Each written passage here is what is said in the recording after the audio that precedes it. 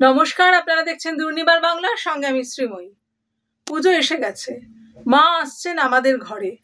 শিশু থেকে বয়স্ক সবার মনেই তাই আনন্দের রেয়াজ।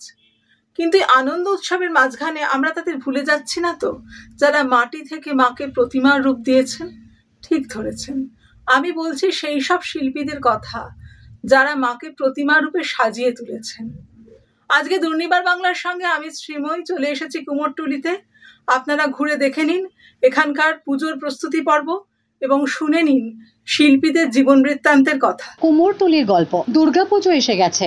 1 বছর পর মা ফিরছেন আমাদের ঘরে। শিশু থেকে বয়স্ক সবাই খুবই আনন্দিত।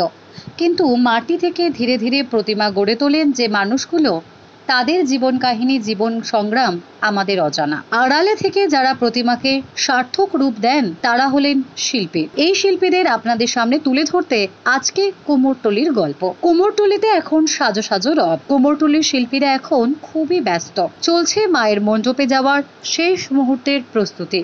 কেউ ব্যস্ত মাটি দিয়ে প্রতিমা তৈরিতে, কেউ ব্যস্ত তুলির টান দিতে, কেউ ব্যস্ত মাকে রং করতে। তার মধ্যেও তারা কথা বললেন আমাদের সঙ্গে। একই সঙ্গে আসন্ন পূজার প্রস্তুতি নিয়ে সাধারণ মানুষের বক্তব্য তুলে ধরা হলো দুর্নিবার বাংলার পর্দায়। আসন্ন দুর্গাপুজো কোথাও রঙিন, কোথাও বা হালকা বিষাদের সুর এই কুমোরটুলির শিল্পীদের মুখে। যাই হোক, সব মিলিয়ে এই হলো কুমোরটুলির এবারের গল্প। কতদিন ধরে করছেন এই মূর্তিটা তৈরি? আজকে থেকেই? কতদিন লাগবে শেষ হতে? দুদিন লাগবে। কালকে খড় বেঁধেছি। কোথা থেকে এসেছেন? বাড়ি কোথায়? অগ্রদ্বীপ। ভালোভাবে সংসার চলে এই কাজ করে? মোটামুটি। কারণ হচ্ছে এই লকডাউনের পর থেকে আমাদের একটু অবস্থাটা খারাপ হয়ে আছে। লকডাউনের পর থেকে, করোনার পর থেকে আমাদের অবস্থা খারাপ হয়ে গেছে। লেবার দেয় লকডাউনের পর থেকেই অবস্থাটা খারাপ হয়ে গেছে। আপনার নাম? কবে থেকে কুমোরটুলির সাথে যুক্ত এই পেশা? এটা আমার জন্মের আগে থেকে আমার বাবারা করছে,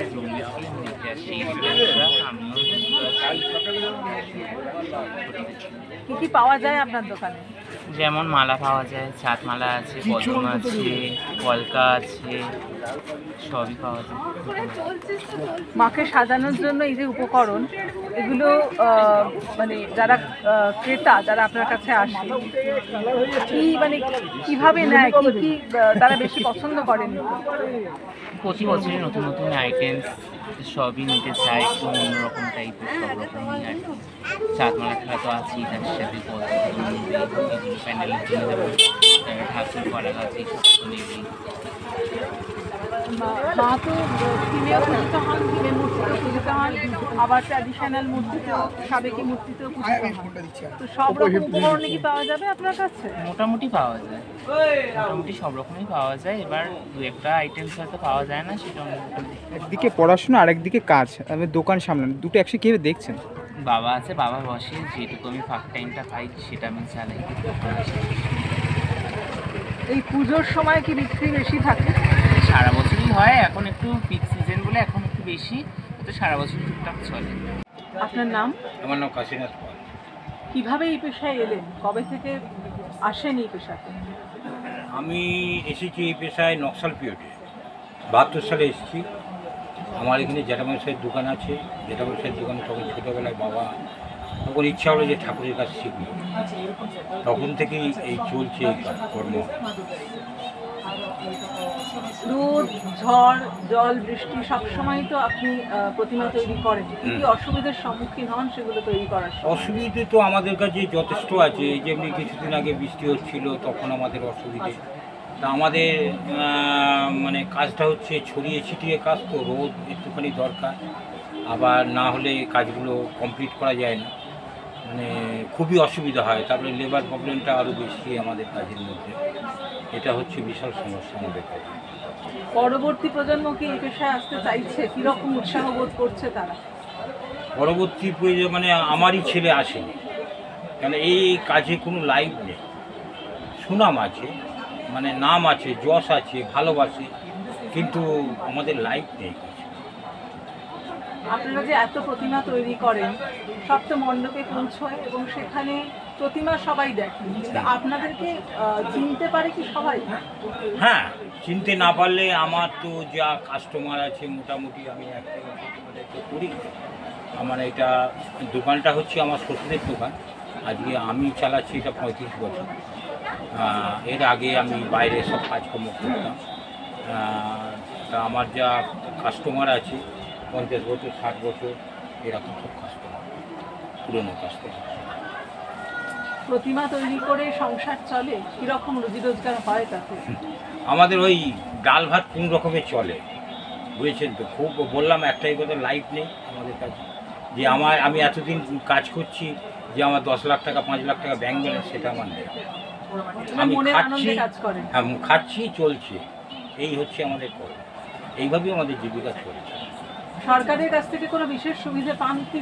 না, সরকারের ওই বিশেষ সুবিধা বলতে কিছুই তো আমাদের সরকারের কাছ থেকে সুবিধা পাইনি। কেন আমাদের কাজে আগে এইসব লোন ফোন নেওয়া হতো আমাদের সমিতির মাধ্যমে, সেগুলো বন্ধ হয়ে গেছে, এখন আর হয় না। সেগুলো ব্যাংক বন্ধ করে দিয়ে, কেন প্রচুর টাকা দেনায় পড়ে যেতে হয়, সময়ে ঠাকুর বিক্রি হয় না। এখন না একটু কাজের চাহিদা পড়েছে, কিন্তু আগেকার দিনে অনেক এই কর্ম করতে করতে অনেক টাকা ঋণে আমাদের পড়ে যেতে হতো। লাস্টে লেবার পেমেন্ট করে নিজেদের কিছুই থাকতো না, ব্যাংকের টাকা শোধ করা যেত না, যার জন্যে সেই জায়গাটাও আমাদের বন্ধ হয়ে গেছে। 12 বছর বয়স থেকে এই লাইন আছে, 10-12 বছর বয়স থেকে আমার লাইন আছে। আমি আগে থাকতাম নবদ্বীপ ভাস্কর রমান পায়, ওখানে আমি মানুষ হয়ে যাওয়ার পর কাজ শেখার পর আমি তো শুনতে আসি। 15 অক্টোবর 1984 ইন্দিরা গান্ধী যখন মারা গেছে, পূর্ণিমায় বলে কাজ করতাম এই পাশে। বড় বড় জগতে ছিল, সব ক্যান্সেল হয়ে গেল।